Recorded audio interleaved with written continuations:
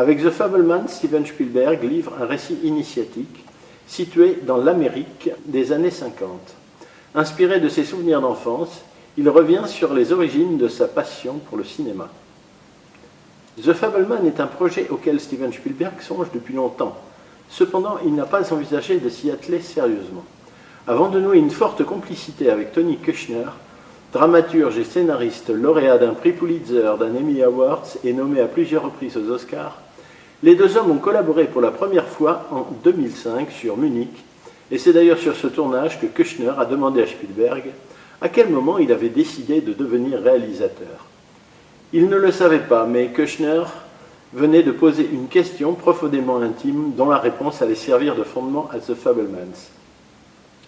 Les deux hommes ont entrepris son développement en parallèle à leur projet commun, profitant des temps morts sur les tournages. Sur Lincoln, leurs conversations ont même abouti à un traitement pour un projet différent qu'ils ont décidé d'écarter, inspiré d'événements s'étant produits après se relater dans The Fabelmans. La préparation ensuite de West Side Story, qui exigeait des acteurs d'intenses répétitions pour les chorégraphies, a laissé le temps au duo de prolonger son travail. C'est Tony Kushner qui a eu l'idée du nom de Fabelman. En réfléchissant à la traduction de Spielberg, montagne de jeu, et à son propre rapport au scénario, Kushner a choisi un terme théâtral, fable, qui désigne le résumé d'une pièce écrite par un dramaturge ou un metteur en scène mettant en valeur l'interprétation du texte pour mieux le comprendre. Le tournage a provoqué des émotions inattendues chez Spielberg. Le réalisateur s'était promis de rester professionnel et de garder une certaine distance avec son sujet. Mais une fois sur le plateau, les choses se sont compliquées.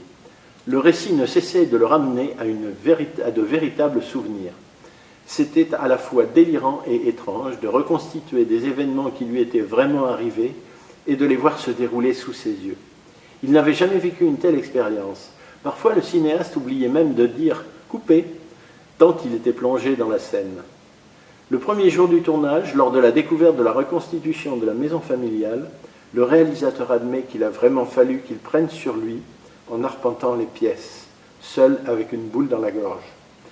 Face à la découverte de Paul Dano et de Michelle Williams dans la peau de ses parents, il déclare « Je voyais ma mère et mon père, j'ai un peu perdu pied. Michel et Paul ont été adorables.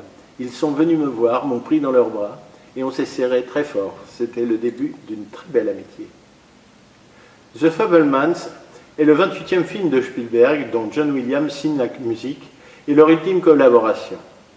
En juin 2022, Williams a annoncé qu'il mettait fin à terme à sa carrière de compositeur de musique de film avec le 5e opus de la saga Indiana Jones. Bon film à tous.